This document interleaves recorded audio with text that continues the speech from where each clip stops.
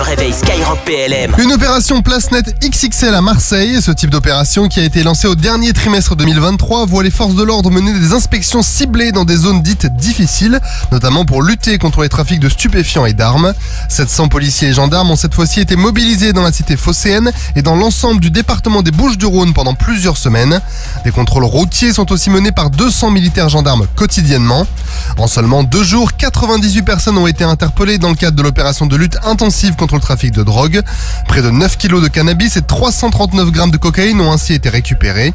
4 armes et 12 véhicules ont aussi été saisis ainsi que plus de 385 000 €. Ce type d'opération sera à terme mené dans une dizaine d'autres villes.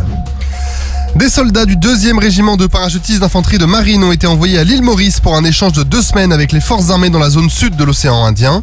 Cette collaboration a permis une coopération entre les militaires français et les unités d'élite mauriciennes, notamment la Special Mobile Force et les National Coast Guard. Leurs échanges ont porté sur le tir de combat, le combat au corps à corps et les techniques d'intervention opérationnelle rapprochées. La 4e édition d'Aster X, l'exercice spatial militaire, s'est déroulée pendant une dizaine de jours au Centre national d'études spatiales à Toulouse. Cette édition a rassemblé 140 participants, dont 27 joueurs de 15 nations, qui étaient intégrés dans la structure de commandement simulé du commandement de l'espace avec la présence de 30 pays observateurs. L'objectif était de renforcer la culture commune des opérations spatiales entre les différentes nations participantes pour favoriser à terme la solidarité stratégique entre les armées françaises et alliées. Cet exercice a permis aux opérateurs de s'entraîner à la planification et à la conduite d'opérations spatiales militaires dans des conditions réalistes. Les participants ont été confrontés à des événements et des menaces spatiales simulées pour notamment illustrer le rôle prépondérant de la France dans ce domaine et l'importance de la coopération internationale pour faire face à ces défis. Et un peu de sport pour terminer entre les différentes armées. L'école de l'air et de l'espace a accueilli la 36e édition du tournoi sportif des grandes écoles de la défense.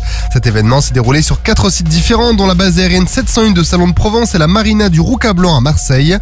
9 disciplines sportives étaient au programme, notamment la boxe, le crossfit ou la course d'orientation, et réunissaient près de 700 élèves en provenance de nombreux établissements militaires, comme l'Académie militaire de Saint-Cyr-Coët-Quidan qui a gagné l'édition de 2023, l'école polytechnique, l'école navale, l'école des officiers de la gendarmerie nationale, ou encore l'école des commissaires des armées. Et cette année, c'est l'école de l'air et de l'espace qui a remporté le tournoi, suivi de près par l'école polytechnique et les écoles militaires de santé de Lyon-Bron. Sur terre, sur mer, comme dans les airs. Skyrock PLM, en équipe avec Uneo, la mutuelle des forces armées.